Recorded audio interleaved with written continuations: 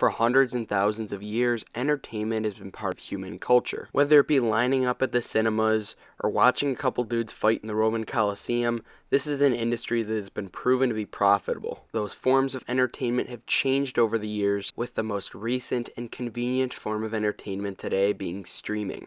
But what is the best way for us investors to profit off the growth of streaming and entertainment demand? Today we will be going over all the streaming stocks and determining what companies will give us the best bang for our buck. And if you guys like getting a good bang for your buck, the best bang for your buck you can get today is hitting that subscribe button for me. On this channel we cover all things related to the stock market. And before we actually get into the video, let me know in the comments section, what is your favorite streaming platform to use? With all that out of the way, roll the intro.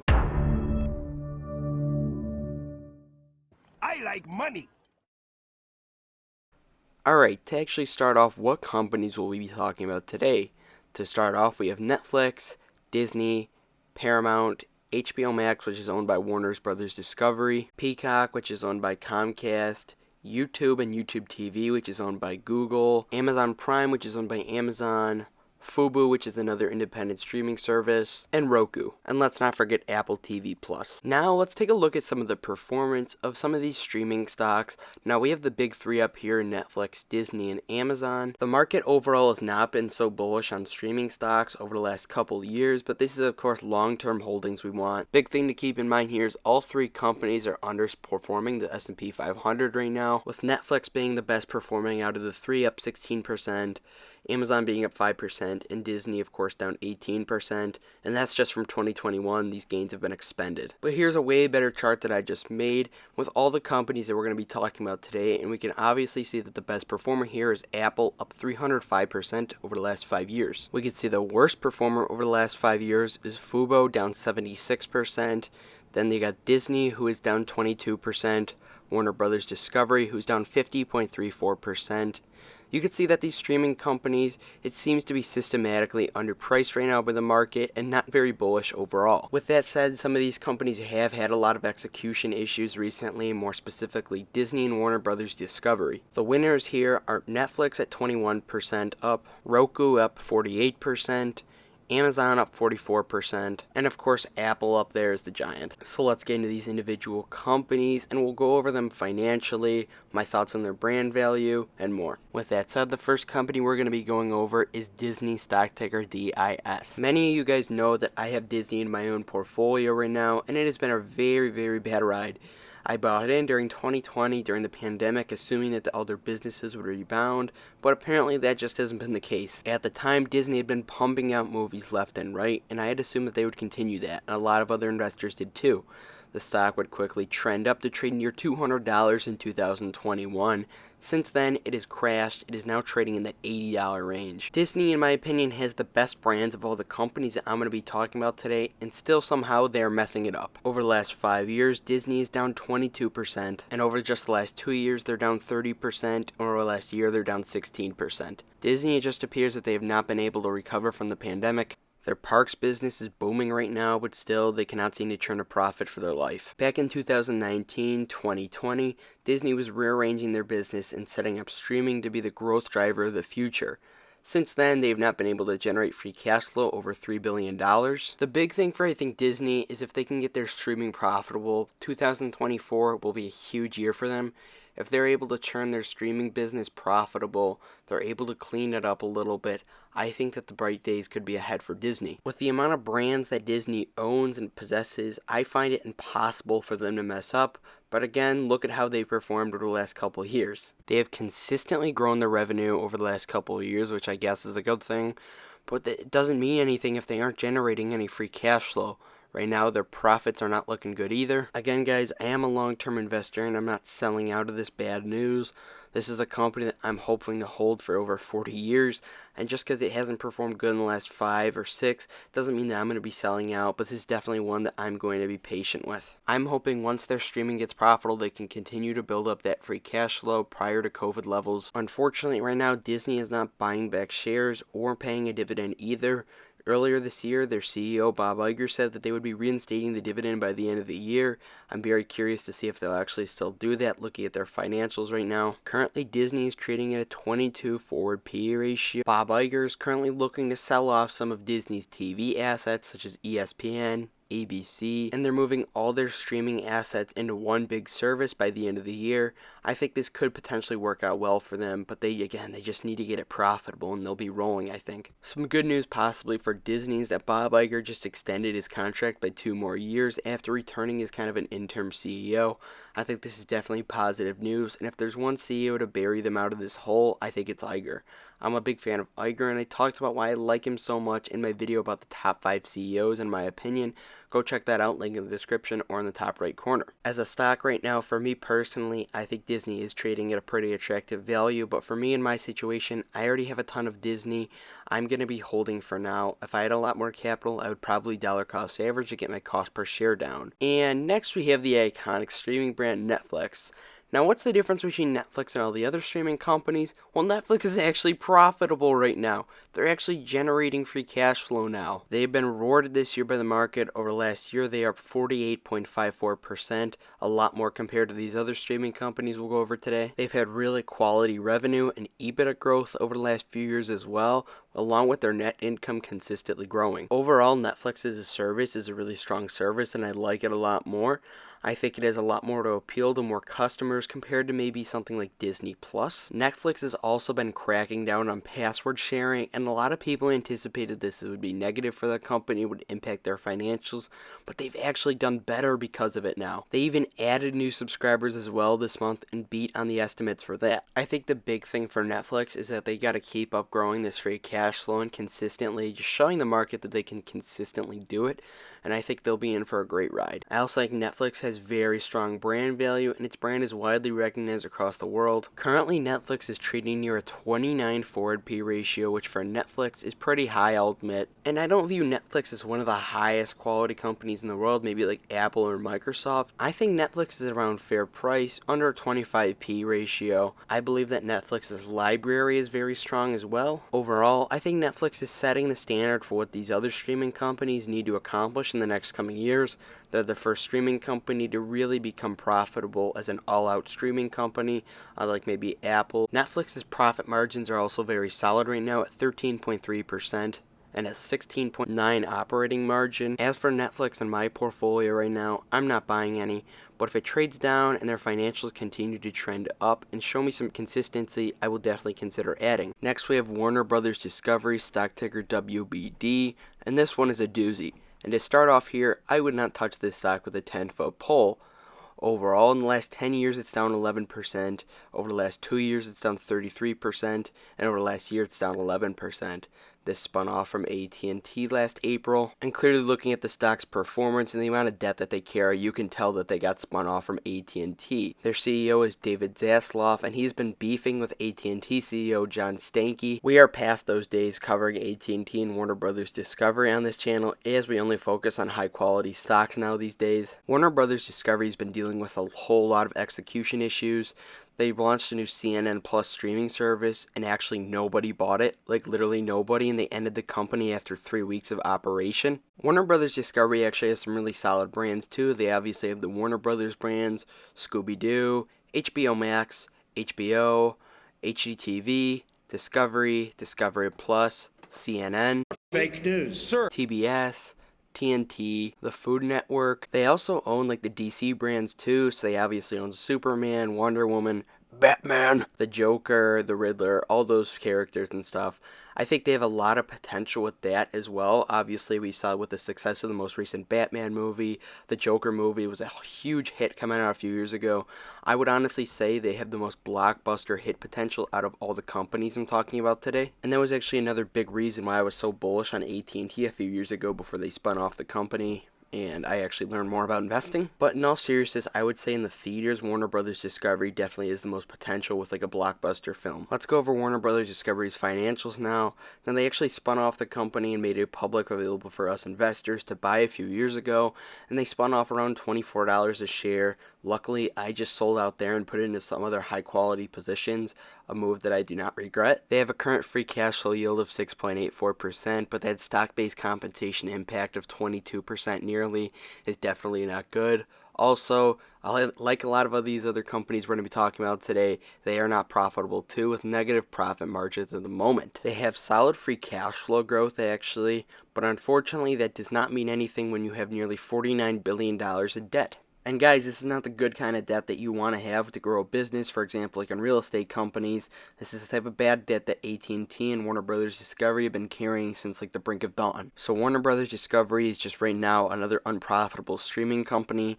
I think their brand value is actually pretty solid and they have some really good brands. I think like Disney, once they become profitable, it doesn't mean anything for this case though, because they still have $49 billion in debt. Definitely a big red flag for me, and they only have $2 billion in cash. Another big red flag for me too is the management. They kind of came with the AT&T management as well, and if you guys know anything about the AT&T management, it is probably the worst management team right now in the S&P 500. Right now, I'm not looking to add WBD to my portfolio, and I don't plan on looking to add to it. I do believe they have some very solid brands that I'm actually a fan of myself. With that said, I believe the company is a separate thing from their brands, and then they are nothing like their brands at all. That debt is definitely a red flag, and I'm not looking to add to my portfolio. They also do share dilution as well, guys, and that's not going to help anything with the debt as well. Alright, guys, surprise, surprise, we have another unprofitable company right now, which is, of course, Paramount, stock ticker PARA. Paramount has had a lot of negativity around it recently, with Warren Buffett having it one of his holdings, and they actually cut their dividend just recently drastically. Currently, their stock is selling off a lot right now, year to date down 9% nearly. They're currently negative in the free cash flow department.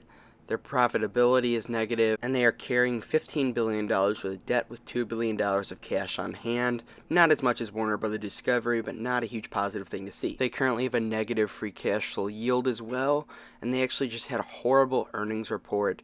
They said that they had less demand for advertisers, and then result they have had lower earnings because of that, and they have cut their dividend and gone negative into the free cash flow department because of that. Paramount owns some decent brands too. I wouldn't consider them the top of the top, maybe like Disney or Netflix. They own Nickelodeon, Paramount Plus, the streaming service, Comedy Central, Showtime, which has like Showtime Boxing as well, and they also own like CBS for like CBS football, golf, etc. Again, they have some solid brands, some decent brands, but I don't think they're the highest quality brands as well. I think right now they're feeling the pressure from higher quality players in the streaming industry, such as Netflix, and Disney offering an ad-supported streaming service is definitely not helping them as well. They are currently trading at a forward P ratio of 13, and they've sold a lot recently. I know Warren Buffett says be greedy when others are fearful, but in my case, I want amazing quality companies right now, and I just don't see it here.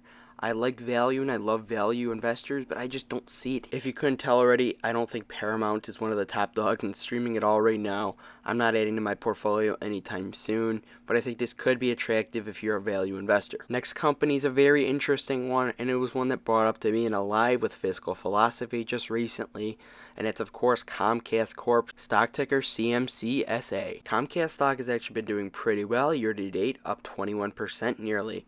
They also have very stable and strong financials as well, with growing revenue, EBITDA, solid free cash flow growth, and net income going up over time as well. They're currently trading at a pretty attractive forward PE ratio of 9.462, with a price to book ratio of 1.90. And surprise, surprise, guys, it's actually profitable, unlike a lot of these other companies here. They have a 4.71% profit margin with an operating margin near 19% right now. A little bit of a concern here is the $94 billion worth of debt that they have. That's on AT&T levels though. With that said, they do have very solid free cash flows, and assuming that the free cash flows and revenue keep growing, this is long-term debt that I think they should be able to leverage, and I think as long as they keep on doing what they're doing, that debt should not be an issue. The crazy thing with Comcast too is I don't even think their brands are outstanding. They don't have outstanding brands such as Disney in my opinion. I think Disney, obviously I've said it before, I think they have the best brands. Comcast's most notable, I think, is streaming service, the Peacock streaming service they have right now, which they've been growing. It's crazy what good management can do, am I right? With that said, they own some pretty solid brands, though, such as CNBC, NBCSN, NBC Golf, Illumination Entertainment, DreamWorks, Universal, Comcast, MSNBC. Fake news. And very solid brands, especially for people that watch live television, and their transition to be streaming will be big for them, I think. And a lot of these companies have very biased news, which I think as an investor, we need to view that as actually a positive. A lot of people, we need to profit off of people's ideologies and addictions to politics. I think politics is a very dirty game overall, but people, especially old people, are very addicted to it. They will spend hours in front of the MSNBC and CNN, Fox News, all that all day, and worship it. That's very good as an investor, guys. You guys know I love my gains in the form of dividends and share buybacks. Comcast was buying back shares over last year. They've declined shares by 4.81%, 5 years 1.53%, and 10 years 2.02%, with the most notable buybacks coming in the last few years. They aren't buying back shares aggressively, but it is over time nice to see them buying them back. They also pay a very solid, nice growing dividend, which may offend some. Currently, they're paying a 29 cents per share dividend with a 1-year growth rate of 7.41%. A 5-year dividend growth rate of 8.83%, and a 10-year dividend growth rate of 11.52%. Very solid dividend growth rates from Comcast, and I'm keeping my eye on it. With that said, guys, this is kind of an attractive company right now. I'm going to be honest. You guys know me, I'm not huge on buying into these streaming companies. It's a lot of debt they have to leverage, but I actually like Comcast a lot right now. I'm seeing very good management, some solid execution, unlike some of these other companies. The 9.4 P ratio is attractive right now, but I'd have to dig a lot deeper into their brand and stuff. Comcast is going to be a company that I'm watching right now, and I think it's a very underrated stock. So I'm going to be keeping my eye on Comcast. I'm going to be doing more research on how their business fundamentally really works, and I might even add up some shares. Don't count me out, that's for sure. If you want to see if I add shares or not, join the Discord, link in the description. You don't have to wait every month for a portfolio update. Alright, next we have Fubo, and I'm not a big Fubo guy right now looking at the financials. The revenue's going up, but again, they are not profitable right now. They have negative EBITDA, negative net income, and negative free cash flow. As a long-term holding, that is not a good thing I want to see in a company. With that said, they're trading at a high price of $2.82 at the moment. This is obviously going to be a long-term holding, I think. And another thing to mention, Jeremy Lefebvre is buying the stock right now, so I would probably just avoid it all in general. Fubo doesn't really own any brands itself. My family actually has Fubo. I think it's a solid service. We use it mainly to get Sabres games. I watch ESPN, UFC on there. It's a solid service overall, but I just don't see how as a company it's an attractive investment at all right now. So for Fubo, I'm not looking to add it to my portfolio. Alright, next we have Roku, and Roku is kind of in the same business as Fubo as well. They offer an all-in-one streaming service. They're actually up a lot like Fubo, 82% currently. They have some really solid revenue growth, but unfortunately they are not profitable either, with negative EBITDA right now and negative free cash flow in the most recent years and negative net income. Their profit margins are negative, their free cash flow is negative. Right now, just from a quick overview, I don't like what I see. I'm not looking to add, and I'm not a huge fan of this business model either way. I'm not adding Roku to my portfolio either. It seems like there are a lot of high expectations for this company going forward with actual no earnings right now. Next, we have Apple TV Plus, and I think if you're going to be buying Apple stock in overall, it's for all their assets they own, the healthcare assets, phones, iPads, Macs, etc. With that said, I think Apple does have some potential in the streaming industry. I think that they need to stop pushing their in-house brands. I think they did all right with some of the morning show, Ted Lasso, etc. But I think if they really want to be a big player in this, they need to acquire another company, such as Paramount, maybe Nintendo, or even Disney. Right now, I don't view Apple as a major player in the streaming industry. If they want to compete with a company like Netflix, they're going to need to buy out another company like Paramount or Disney if they really want to be a big player in it. I would assume that the FTC tries to block that, though, if they do try to buy out Disney. Good to see what Apple's doing with Apple TV Plus and their in-house brands, but again, if they really want to compete, they need to probably acquire. The same is said with Amazon Prime Video, too. I think they're doing all right now, but Amazon has some other issues that they really need to deal out with right now. They can actually make profits and free cash flow. With that said, you are not buying Amazon stock for Prime Video. They don't have many recognizable brands, and the brands that they do own are nothing to write home about. If we go into a tougher economic time, people are not going to be spending $5 or $10 a month for these brands. If Amazon wants to seriously compete with Netflix or Disney, they're going to have to acquire. And we're going to be ending off with what I think is probably the biggest player for potentially streaming, which is Google, stock ticker GOOG. Over last year, Google's up 34%, and unlike a lot of these other companies, they're actually producing profits and free cash flow. Google's biggest asset is obviously YouTube, and I think YouTube will be one of, if not the biggest streaming, quote-unquote streaming services. / content absorber for consumers. It is so easy to spend hours on YouTube and feed them your money through ad revenue. Also, their YouTube TV Plus service will be interesting to see how that develops out. Overall, Google's obviously making money through their cloud business, and they have so much potential with YouTube if they keep on reinvesting and making capital expenditures back into YouTube. I think there's huge potential in the future for Google. I love Google as a company, and I'm looking to add to my portfolio. Alright, so based off of today's video, what do I think is the best streaming stock to buy long term today? I think for straight alone streaming, I think Netflix is the way to go. For a long term, if you still believe in Disney and their brands, and you think Bob Iger can come back and re-execute, I think that's also an interesting play as well. I think right now, Netflix's profitability will put them years ahead of Disney currently. If Disney actually gets profitable, they're a very scary company as well. I think Comcast is another company to keep your eye on, especially if you're dividend growth oriented like me. Their financials check out. Comcast is a very solid option too, and I think it's actually underrated at the moment. Google, you can't really go wrong with. I think YouTube is one of the biggest assets in the world. I don't really like Fubo and Roku at all long term, and I think Paramount and Warner Brothers Discovery are both kind of in an awkward position themselves. And I am definitely not going to add WBD or Paramount in my portfolio. And I think if you're buying Apple or Amazon, you're obviously not buying it for their streaming services. And I think if they really want to be a big player, they have to acquire. Alright, if you made it this far, I really do appreciate it. You could be a lot of other places right now on YouTube. You could be on Jeremy's channel for all I care. But if you're here, thank you very much. Means a lot to me. If you want to join, talk with like-minded investors, join Discord, link in the description. And of course, thank you for watching. Do dividend stocks, not drugs. Have a good one.